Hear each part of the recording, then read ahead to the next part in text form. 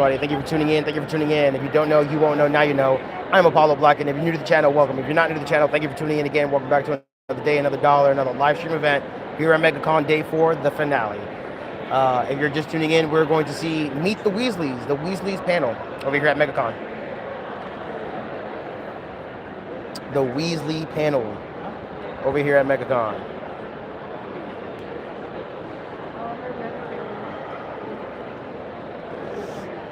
How do I chat, man?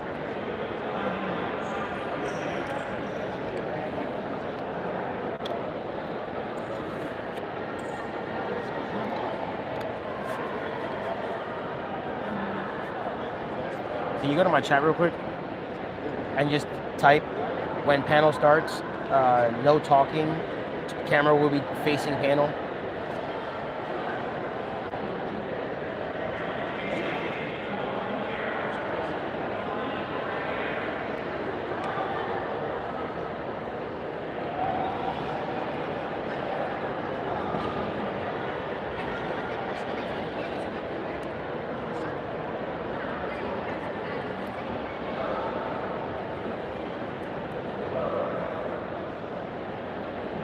Oh, they're letting everybody in now. We perfectly timed, perfectly started.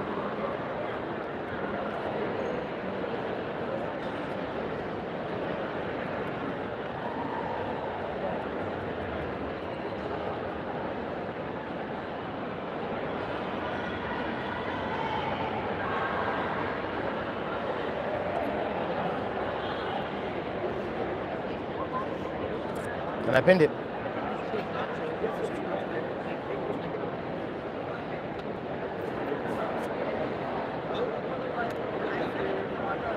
Look at that, Raven.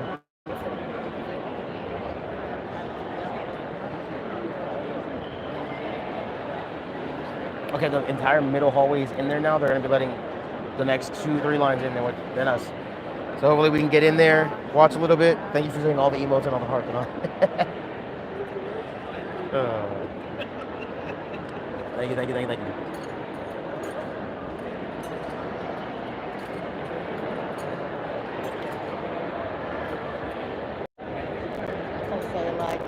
Yeah, I'm sharing.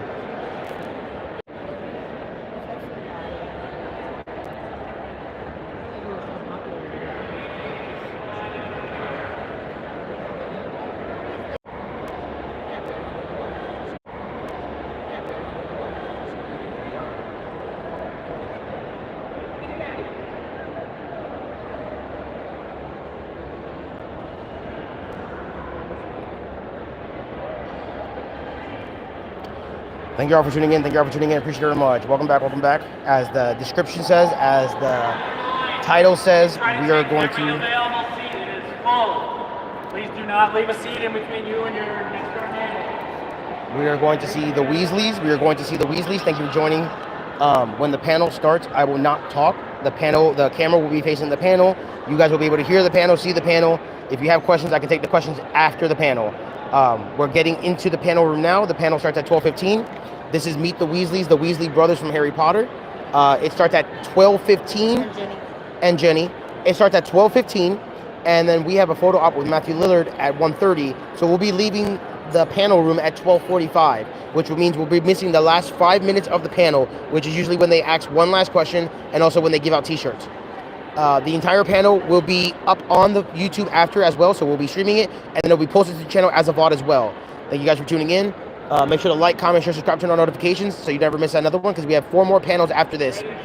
We're about to go in. We can continue talking till then, but once they start, the panel will be on them. So we're going in. And then if I need to pull out the battery pack, I have the battery pack in my backpack with the long cable, just in case my phone starts to die slowly. Huh? Yeah, they try to skip. All right. Come on, come on, come on. Okay, Rail, we're moving. All right, let's go, let's go. Look, you see that carnage? I gotta get this guy on camera real quick. It's not Harry Potter related, but oh my god, this carnage is amazing. Carnage!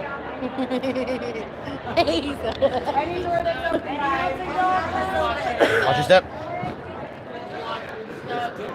See if there's a middle row. Everybody wants middle. Huh? I said everybody wants middle.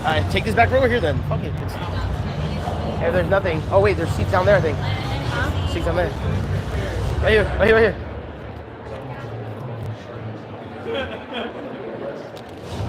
I'm sorry, are those seats taken over there? No. They are about you. I apologize. 260-pound man coming through. Excuse me, sorry to breathe. Thank you. I'm sorry. How you doing, boss man? I apologize. All right. Here we go. Make sure everything is filled up. All right. I like these back here.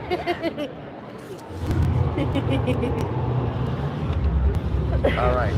So the panel, Captain America, caught without his wings.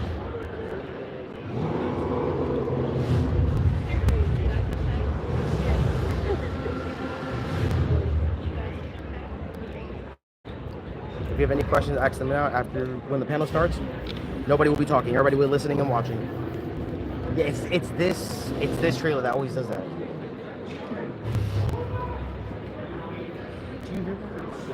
What? Do you hear that? You hear it though, right? This trailer for the last 4 days has been doing that. I'll tell you. It's done. I've seen this trailer. This is our 7th time watching it. Half a dozen times. All 4 days. Yeah, this is out of the 4 days. This is our 7th time watching this trailer. I mean, more than that because it keeps repeating. Yeah, besides repeating it. Your Gmail is 100% full. I haven't bought anything, man.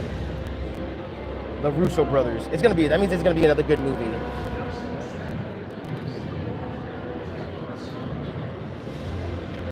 It does look like an interesting movie. Yeah, Millie Bobby Brown, the Russo brothers, Chris Pratt.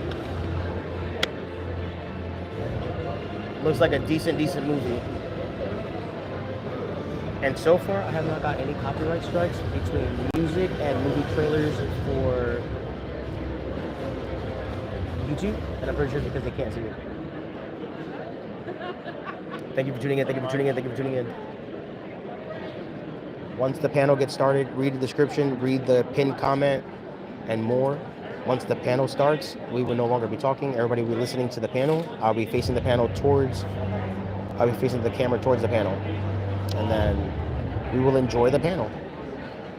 We are at the Weasley panel, which is Fred, George, and Jeannie. How to Train Your Dragon. Yeah. And I love that the trailer is beat for beat from the first movie. It is literally beat for beat, scene for scene. It is.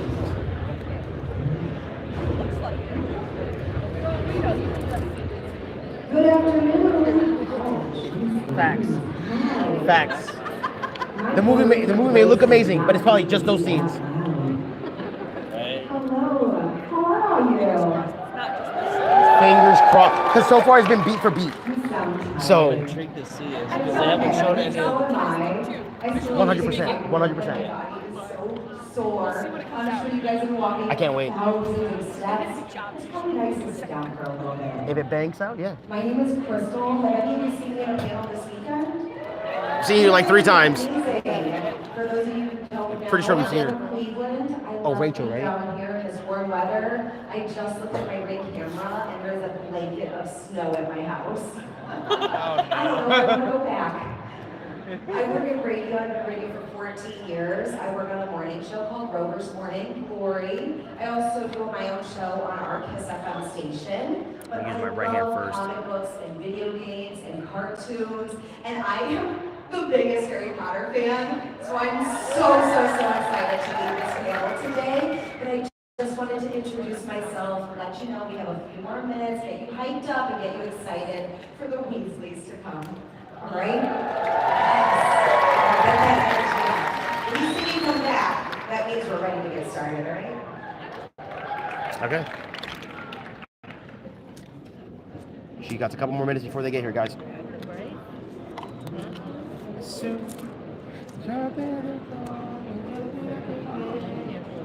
All the way to you. I'm gonna mute really quick, just in case.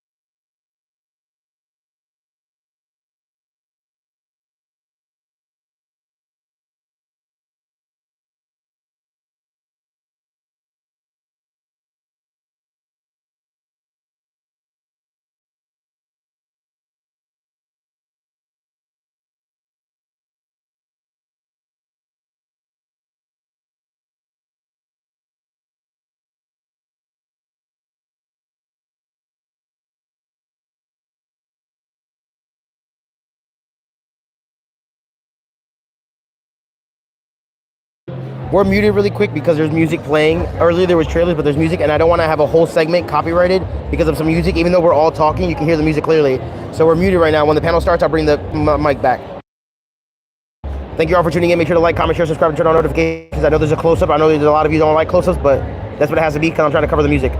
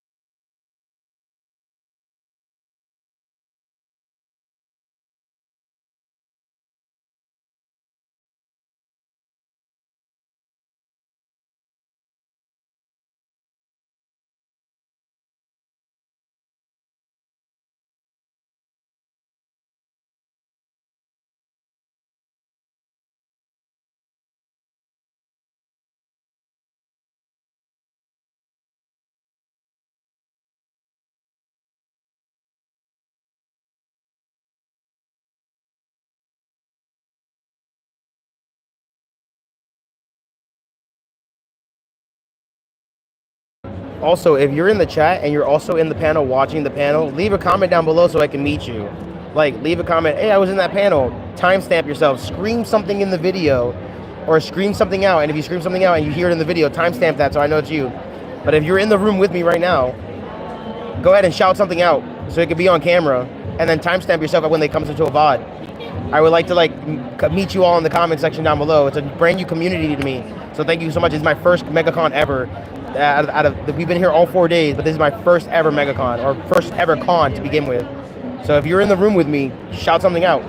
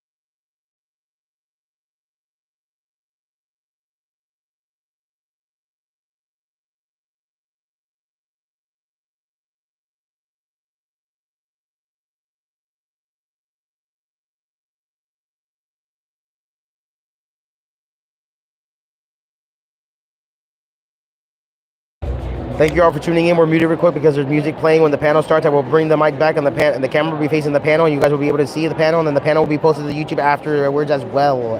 When the live stream ends, the video will be posted as a VOD. Thank you for tuning in. Make sure to like, comment, share, subscribe, turn on notifications so you never miss another one. Stay up to date with me. My name's Apollo Black. Dragon said he made it into the far right in the back. Dragon, we're in the middle like always. I am waving. Dragon, I am waving. I don't see you though. She's back. Are you guys ready to have a magical afternoon? The Weasley family is here. Could you please put your hands together for James Rose? Yeah! Bonnie Wright. Woo!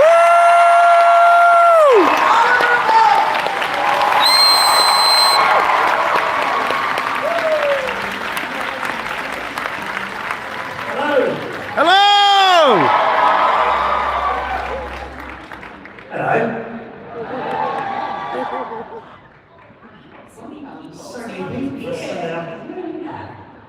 And they were all waiting in line for how long? Maybe an hour? Just to see you guys.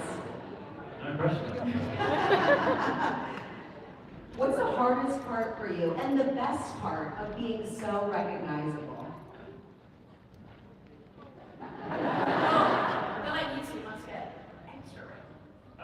Yeah, we do a bit. Best part, I'll do that one. I'm not just saying it, but being able to stand in front of so many people like you guys right now is the best ego rub you will ever get. Also, as well, just being able to travel around the world as well and meeting people who you know have such a connection with Potter or other stuff you've done is really, really exciting. And then, even like last night, so after we had a fun day here, we were able to go to watch the Orlando Magic play. And we had like great seats and met a few of the players and got told not to use the spray gun too long after at the end. But it was awesome. It was great, great fun. So he was able to do that is a great perk of what we're able to do. Do you have an answer? You looked at me like you were thinking and you maybe had an answer. And then should I say it or not? Like I said, first, we're really lucky. So I was actually playing the character that we did. People already feel connected to them. So that's always fun. But also, if there is the worst thing, it would be people know if you're being grumpy at an airport. So, and like my idea of hell is being stuck by somebody who forgets to take the bottles out of their bag at the security gate and the laptop and then set it up. And and if you know this, so this happened a couple of weeks ago in going to Atlanta, and the TSA lady recognised me. I said, oh no, it's fine. Everyone has to have their time, so I'm happy. But like I always said, the pros definitely outweigh the cons. Yeah. Bonnie, for you. Yeah, echo everything you said. I guess, yeah, I think the most amazing part is just hearing how Harry Potter's impacted people's lives when they come up to you. We're lucky that we come from a series that, 99.9% of people's experience of Harry Potter is always such a warm, loving, feeling that they have. And I feel like people feel as part of the series as we do. Like it's all of our experience and we all have our own. So it's always lovely to hear how it's impacted someone's life, or how maybe it's brought them closer to a family member, or how they met their partner, or all these things. Or generationally, we meet now 3 generations of Harry Potter lovers. So yeah, I feel to me definitely the good always outweighs the bad. I guess yeah, at moments, we all have grumpy days. Sometimes, you have bad sleep or something. So you try and cut through those to make sure the experience with someone is special. Yeah, you're right. These characters are so impactful for so many people. I mean, obviously, everybody here loves the franchise. And I grew up with it. When the books came out, I was in high school reading them in a day, and I'm just hooked. Do you guys feel pressure for portraying these characters and trying to do them right? How did you deal with that? I don't think pressure was the word, because it was such an like when you were inside the gates of the studio, as it were, that's all that was going on. And I think when you're so close to something, you don't appreciate how big it is at the time. But the great thing about obviously the books were there, so they were referenced to if you were acting or something. Wasn't necessarily everything was on the script or written in the book, but if you refer to the book, then you just have little details like that too. Yeah, I would say yes to pressure, but also not in the sense that I feel very fortunate that when we were making the films, they were, as James says, a very kind of like safe space to do what you were there to do, to act, to be a child, to do all those things, and you still felt like you were in this nice cocoon. But then at the same time, of course, the books meant so much to people, the characters meant so much to people. People have their vision of the character, and you always have to remind yourself that it was always our interpretation, right, of these characters, or the director, how they were leading you through the story, or again, how the adaptation had been made for the book. Like there were so many things about characters that we didn't get to include, so we always have to just know that within ourselves and channel that within ourselves. But I do think as Ginny's character grew, I did definitely feel, there were nervous moments of feeling overwhelmed at a character that was growing and the pressure that surrounded that. But I would say when it actually came down to the day acting, I felt supported and like I could do my thing. And also honestly, I think whilst I am a big fan personally of the internet, social media, I'm also very pleased we didn't have it when we were young, because like we just lived a quiet life. Genuinely, I know that sounds unusual, but it was quite quiet by comparison to the way Doing our knitting in the corner. yeah, just catching up on our science, all those fun things. But yeah, I'm kind of grateful that we didn't have social media. I was alright, I could blame someone else if they were having platforms. Speaking of doing knitting, I actually did cross stitch on the book. That was my thing to do. Yeah? Until I did it one day while I was sat in my trailer, stood up and I stitched it through half of my trousers. Never mind. Yeah, I was trying to do that, add a bit more stitching into the side of the trousers. Bonnie, you were talking about. I told you when I got younger. That you were talking about evolving the character. How did you evolve as actors and as people throughout the years of filming? Because you were growing up too. Yeah, I feel like, they're massive moments of your life. I started playing Ginny when I was 9 until I was 19. So, like everything, you're a child, you go through puberty, you go then a young adult, like all those things. So, I think there were moments where, like Bonnie and Ginny's lines were the characters, because I love Ginny, I looked up to her, and I feel like I wanted to be more like her. So you begin to blur those lines of character. And then I think for me, right at the beginning, you were almost just a child being a child.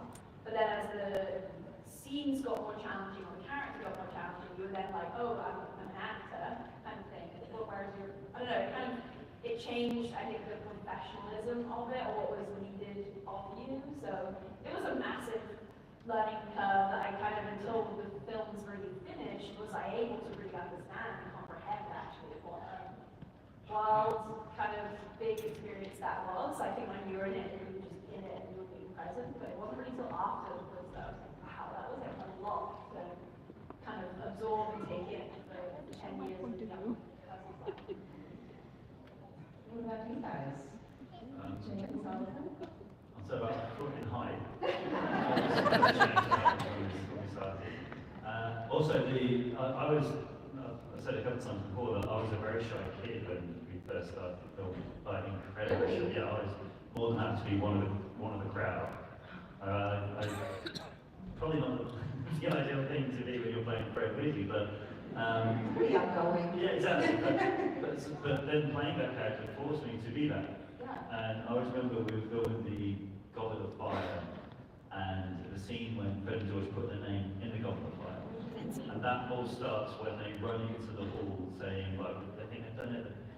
And I remember Mike Mule, he was saying to us, so you guys are going to run in, and everyone's going to look at you, and you love the attention. So love the attention. And I remember, I cake. So anyway, I did that, and after that tape, I was like, that's bloody fun. And ever since then, I've kind of embraced that kind of thing, and I don't think I get embarrassed nearly as much as I used to, because even if something goes drastically wrong, I'll be the first person to laugh at myself. And then if you laugh at yourself, it doesn't matter if anyone else does. So that's kind of how I feel about things.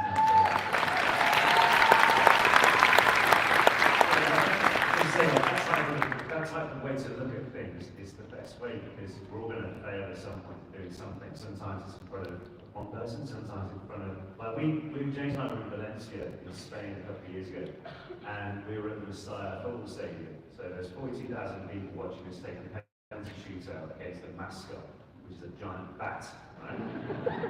We both missed the goal. The world didn't swallow us up. We just stood there like, well, it's like this. Alright, okay. Can I have another ball, please? Put the ball down. Hit the bat's wing. Can't beat a mascot. Again, 40,000 people watching you. The world didn't swallow me up. Tapped in the corner, ran off. How can we save the situation? We both kiss the badge. We say, look. And now we go back there to watch football games now. So it's one of those things that, like, making the best of a bad situation in that regard. Very few times will the world swallow you up, and you just got to laugh at yourself off.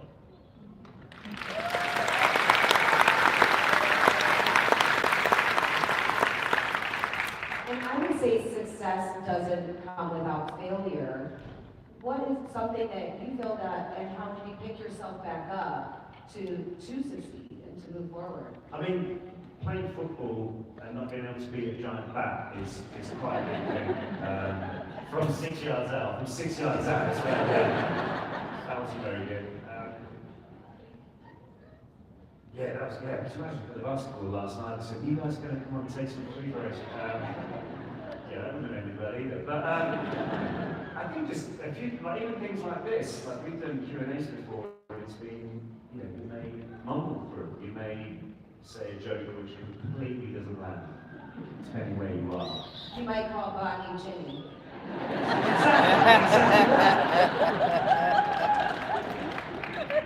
But I say, like, you learn more from your failures than you do any success, I think, sometimes. Definitely. And like you kind of learn how to, what works, what doesn't, what you can do, what you shouldn't do. Although I still haven't mastered that last bit. But yeah, it's all every day's a learning day, you know. That's why I always say I live with no regrets, because that's what makes me the person that I am today. And those mistakes you grow and learn from. But if you had a time turner, what scene would you go back and reshoot? That's easy answer. Easy. The first scene that you see the Weasleys at King's Cross Station in the Sorcerer's Stone, I would go back and reshoot that. Because my voice is so high.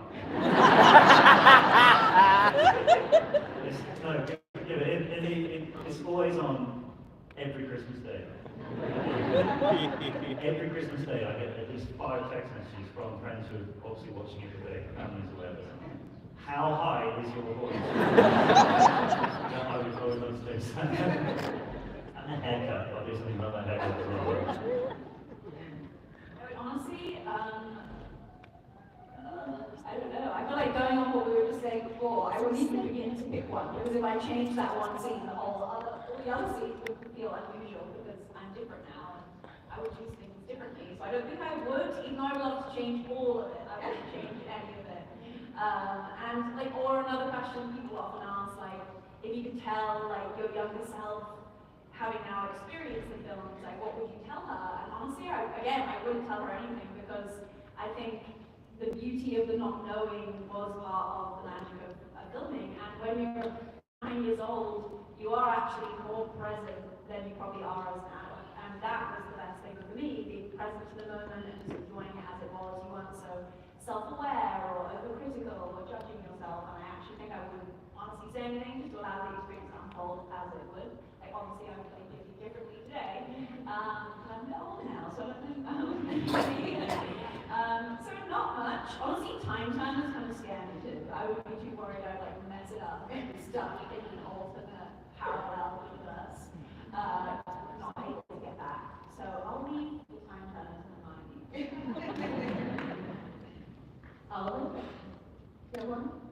Perfect. He lies. No, I don't think so, because the good thing about playing the characters that we did, they didn't care what people thought. And I kind of lived with that while we were performing, because let's face it, I don't know if it's the same in the States, but certainly in the UK, going to school, dyeing your hair ginger, there's some stigma and there's some grief you get for that from classmates, like real grief. Yeah. And I just didn't care. All right, you do what you're doing. I'm going to go do this film. And yeah, and as James said, we're in this bubble while we're filming. So while you're going through the gates of Euston, you don't really see anybody who's watching the films, who's not watching the films, or anything like that. So while we're on set the whole time, you can just be the character, or you can be whatever. And seeing this Fred and George didn't honestly care what anyone thought. I kind of just lent into that bit, really. And that was kind of why they had the clothes they did, why they, especially the later films when they were like making these Weasleys, it's like tailored suits and everything. And yeah, I wouldn't change any of it, because at the same time I'm there thinking, like, you may look at it and think, oh, I don't know what to call it.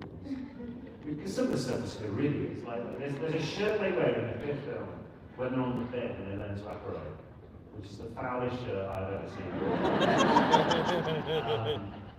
And again, you're like, all right, like we were told at the time, like, you know, we've got some friends, they start going to the gym, they can't fill out. We were told that you can't really do that. And they were like wiry arms and everything, but I didn't get that. You know, it's be you. Be you in that scenario, because that's what you can be, and I made the best of it.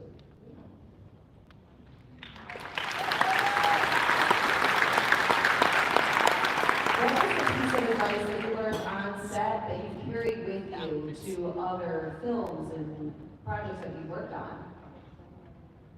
And who gave it to you? Was somebody on set that was a mentor to you? They told you something and that just stuck with you? No, it's good. There's a few things what the older actors would advise us like while we're acting, an acting point of view. But in terms of actually like conducting yourself, I think you just follow their example. Be on time or be early. Early is on time. Yeah. Be early. Be early. If you're on that, what's that saying? If you're on time, You're late. You're late. To be on time is to be late. To be late is to be on time. Yeah. So exactly. So don't be late, that means that. But you know your stuff, know your lines, be prepared. Don't really complain about running over a little bit. Yeah, that's so you kind of like watch. Okay, these are what the older guys are doing. These are like Oscar winners, bachelor winners.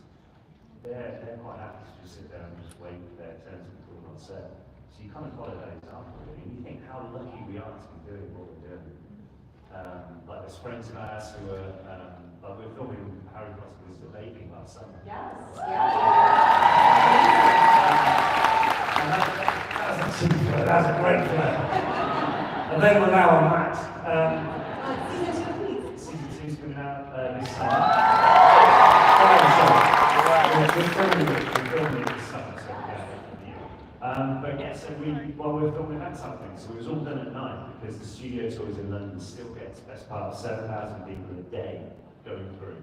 So we had to film at night. So our filming schedule was probably from 3 p.m. through to about 5 a.m. Yeah, people gasp, but like, we're eating cake. Friends of mine work on the railways at night, or are roofers, or are working hard for us. We can't complain for what we do, you know. It's very, very lucky it's what we do, and I think as long as you remember that, you've all got a smile on your face. I guess one thing I took away from experience was, one of my favourite memories was, on the sixth film, I worked on a crew as well. So I've actually got 2 credits on the halfway credits.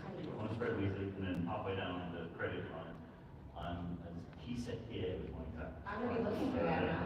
So basically, it's something I always wanted to do, and when we got the contracts through for the movie, it was obviously you're contracted for the whole shoot, but we're only really going to be in for 3 weeks, I think, of the 9 months shoot. So I asked if I could go on the crew for it, which I did. So I was there at 5 a.m. I literally opened the studio a couple of times, So again, first thing I learned was there's always someone there earlier than you, and they'll stay later than you. So if you've got a 8 p.m. call time, 8 a.m. call time, that means someone's been at 5 a.m. and they're smiling and they're happy to do it. But in doing that, so I was with Mark Gammon quite a lot. And so obviously filming the Half-Blood Prince, he's got quite a lot of cool scenes and important scenes going on. But I just tried to be a sponge to any kind of information he could give and his way of doing things and just his humour and things like that. And he was such a nice guy. And I remember one time we were just outside having a chat and he said, so what do you do every weekend? And just by chance, Oliver and I were reading Peter and the Wolf with an orchestra in Manchester, in the big symphony hall. So I told him this, and without missing a beat, and he literally dressed as Dumbledore at this point, and they were filming the final scene that he was shooting in the movie, if you know what I mean. You haven't seen it yet. Shame on you. So we're literally filming this scene, so we've got a lot going on anyway. And he said, oh, I've read that. I've done that a few times before. Do you know how to speak in time with an orchestra? No.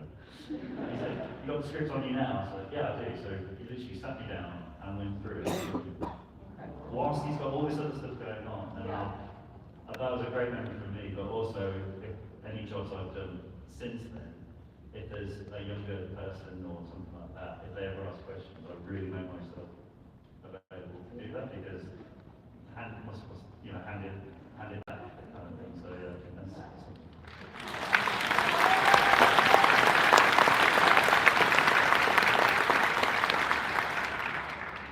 that's just echoing the two things of just like, I would say the biggest lesson I took away from it was just how collaborative filmmaking is. Like saying that, other things you said, but you really aren't, there is no isolation of any role. There's always rely on others and that teamwork, and that kind of really sort of stayed with me. I think I already loved kind of team kind of playing in that kind of idea, but it really just stuck with me, and I think often, always the microphone as we are now is put to the actors, but to me, I was always fascinated with all the crew and what they did and what artistry they brought to those films, particularly something as magical and creative as Harry Potter. Like, every creature had, tens of people working around it, or every, tiny little painting on a set, or there was just so much detail that they really did leave out. And I'm sure if you've had the opportunity to see some set pieces or gone to the studio tour, most people are just amazed at how much detail went in it. So it really inspired me. When I went to college, I went to film school, and it was literally because I was so obsessed with all the things that happened behind and before the camera even was rolling. And so that was really what led me to kind of go into the more storytelling kind of seat that I'm in now. Like I don't really act. So yeah. If you had a vault at Gringotts, what would you keep in it? As Ginny, or like Weasleys have nothing in their vault. Just a few, I don't know, balls of wool that Mrs. Weasley keeps in there to knit. Some cross stitch and all this stuff behind it. Cross stitch around some trousers like that. What do you mean in terms of? Of yourself. What would you keep? Like a memory vault, or? Oh, you could do whatever you would like. Either Be something careful, physical this may be on the or live stream and someone said, they're in Florida right now, I'm not at home, we can get it. I'm looking at the door, sort of make a quick exit by saying I've stolen from the set, I should have. Took a lot of things. Random other story. I remember the only time I went on the Gringotts ride here, it was like opening and the whole thing shut down. You had to walk off the entire ride. So that's the last time I was in Gringotts, so you get to my home. But yeah, I don't know if I'm looking at vlog for it, because I had to put it in the puzzle box. It's like, just randomly sorting out my attic at home. I was sorting all this stuff out, because my wife was like, she watches like home editing programs like that, and she's like, you've got so much rubbish upstairs, you can sort out. So I started going through it, and just literally found this box, opened it, and inside was, from the first movie, it was like a second edition print, signed by every member of the cast. And I was like, I should probably put this somewhere else. So it's probably something like that. We've got some movie posters as well. But also there's like photo albums of us at the, well, when we were younger, I showed these guys a photo I found the other day. That's when we were doing the fourth movie at the backwards. And I don't know how we've got a statue, but we've got one of the backwards there. They're the memories we want to keep really. Sometimes they're more important than any gold bar or something. My gold bar. You're the memories, I want the gold bars. I didn't do it for the first film because I was only in one scene, but for the other films, I think maybe I started actually on Prisoner of Azkaban, but I have every single book maybe from Prisoner of Azkaban signed by everyone from each film. Kind of like the yearbook you get at school. I don't know. Sorry, boss. So I have I'm sorry. almost 40 books signed by everyone. But they're just at my parents' house. They're not in any. Well, but that's my fault. That's fine. Yeah. I keep a lot of stuff with my mom too. She's so happy to talk with my stuff. I think that happens to all of us. If Fred and George were to create a treat just for you, what flavor would it be, and what magical property would it flavor be?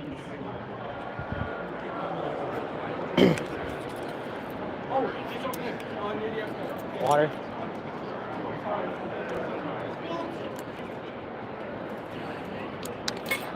All right, thank you guys for tuning in. That was the end. Well, not the end. They still have like that. Raven is great. I like the heels. She has Spider-Punk heels on. That's the end of the Harry Potter cast. Meet the Weasleys. We are on our way to our photo op to meet Matthew Lillard. Thank you guys for tuning in. Have a blessed, beautiful day. Take it easy, be safe. Have a good one. Enjoy. Thank you for coming to the stream. Make sure to like, comment, share, subscribe, turn on notifications. This has been Apollo Black. Come back in like 45 minutes for the next panel. It's gonna be Andy Serkis. Andy Serkis. Have a blessed, beautiful day. Take it easy, be safe, and enjoy, guys. Make sure to tell somebody you love them.